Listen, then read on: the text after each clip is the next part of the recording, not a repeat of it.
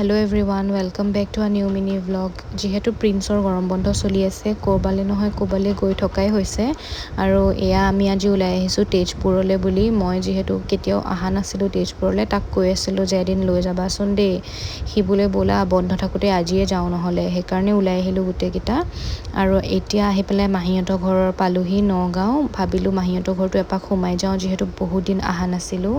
আৰু এইফালে মাহীয়ে ধুনীয়াকৈ লাঞ্চ ৰেডি কৰি থৈছে, আমি খাই বৈ পেলাই ওলাই যাবৰ কাৰণে ধুনীয়াকৈ লাঞ্চ কৰি মেলি অলপমান ৰেষ্ট লৈ পেলাই আমি ওলাই দিলোঁ মাহীহঁতৰ ঘৰৰ পৰা। আৰু এতিয়া কলীয়া ভোমোৰা ব্ৰিজ পাইছোঁহি। আৰু ৰাস্তাটো দেখি কিবা এটা মনটো ইমান ভাল লাগি গৈছে। চবফালে গছ গছনি, গ্ৰীনেৰী, মানে পলিউশ্যনৰ পৰা অলপ দূৰলৈ আহিলে কিমান বেছি ভাল লাগে, সেইটো মানে যিসকলে টাউনত থাকে সিহঁতিহে গম পাব।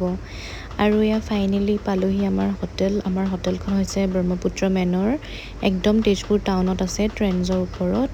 আৰু ৰুমটো বিৰাট ধুনীয়া, স্পেচিয়াছ, ষ্টেণ্ডাৰ্ড ৰুম।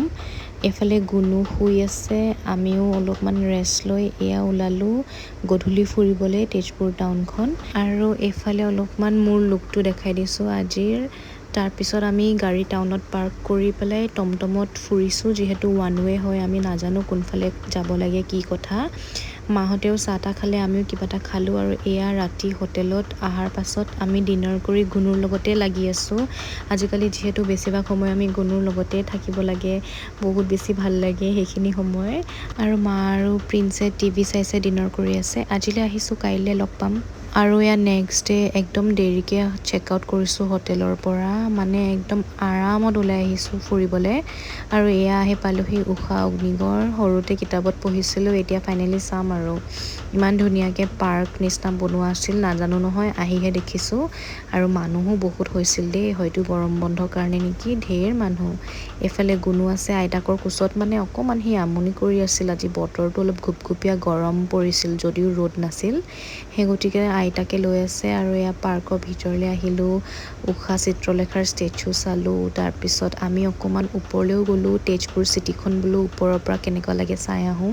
বিৰাটেই ধুনীয়া লাগি আছিল, আৰু অলপ ধুনীয়াকৈ বতাহো মাৰি আছিল। কলীয়া ভোমোৰা ব্ৰিজখনো ইমান ধুনীয়া লাগিছে দূৰৰ পৰা, বিৰাট ধুনীয়া। আৰু এয়া তললৈ আহি হৰহৰি যুদ্ধৰ ষ্টেচু চালোঁ। তাৰপিছত আমি গণেশ ঘাটলৈ ওলালোঁ, কিন্তু গণেশ ঘাটত নদীৰ মানে সোঁতটো বহুত বাঢ়ি আছিল কাৰণে আমি নানামিলোঁ, গুণো আছিল যে লগত। আৰু গুণোৱে আমনি কৰি আছিল কাৰণে আমি মহাভৈৰৱ মন্দিৰত নোসোমালোঁ। আৰু আমি মেখেলা চাদৰো লৈ যোৱা নাছিলোঁ, সেইটো এটা কথা বাৰু। সেই গতিকে ভাবিলোঁ তেজপুৰ যিহেতু গুৱাহাটীৰ পৰা বেছি দূৰ নহয়, আকৌ আহিম গুণো ডাঙৰ হ'লে, সেইবুলি ওলাই দিলোঁ। আৰু এয়া গুৱাহাটী পালোহি, বানপানী নেওচি নেওচি একদম ৰাতি হ'ল ঘৰ পাওঁতে।